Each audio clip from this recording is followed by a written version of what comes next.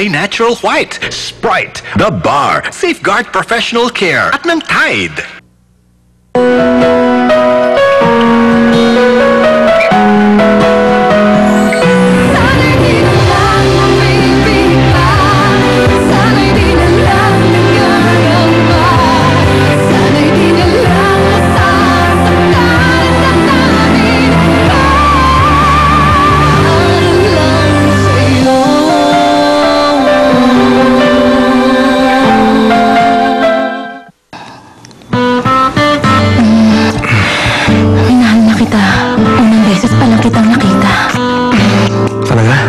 Sabi ko nga.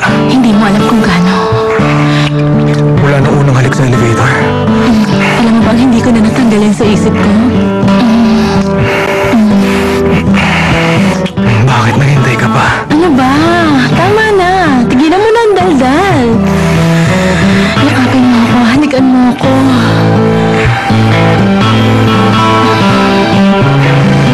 Renata. Renata! Uy! Renata! Uy! Nananaginip ka ba? Gising! Oo. Bakit mo ako ginising? Basta, alis na ako eh. Bumangon ka na. Tulog si Manuel sa kwarto. At si Nanay Gracia naman nakikinig ng radyo. Okay, salamat Okay. Alam mo, bait-bait mo talaga. Naku, nambobola ka pa. Hindi kamusta na si Manuel? Hindi pa rin maganda ang lagay niya. At bakit naman? Dahil mukhang hinahanap niya yung bahay niya dati. Sino ba maghahanap sa lugar na yun? Totoo yun, Renata. Siyempre, nakasanayan na niyang mamuhay doon. May naiikutan siya doon. May mga ginagawa siya doon. Dito, wala. Tapos palagi ka kumaalis, kaya lalo siya wala nakakasama. Esmeralda? Wala na akong magagawa kung babantayan ko siya. Ibalik mo na lang kaya siya sa lugar na yun. Wala yan sa usapan namin. Isipin mo, kapag hindi mo siya binalik sa pinagkuhanan mo, sinong pipigil kay Nanay Gracia na panggigilan siya hanggang itapon siya sa labas? Oo, alam ko yan. Pero wala na ako magagawa. Mag-iisip ako ng ibang paraan para sa kapatid ko. O siya, alis na muna ako ha. Okay. Bye-bye. Aalis ka rin? Oo, kailangan ko eh. Sa gitna ng nangyayari? Ano magagawa ko? Alam mo naman kung bakit, hindi ba? Tungkol na naman yan sa misyon mo. Minsan si Manuel naman naisipin mo. Para sa kanya naman ang ginagawa ko eh. Alam mo yun noon pa. Kapag natapos na naman to lahat, magiging maayos na kami. Basta huwag ka magpapagabi ha. Hindi. Ingat ka. Bye-bye. Ingat ka. Sige.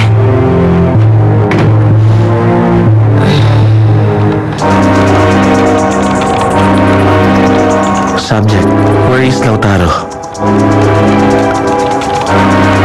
Kung gusto mo siya, pumunta ka sa Riviera.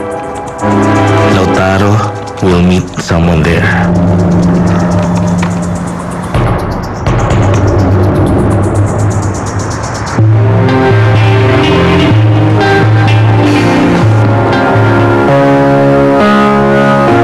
Halika na dito. Masarap na ang tubig.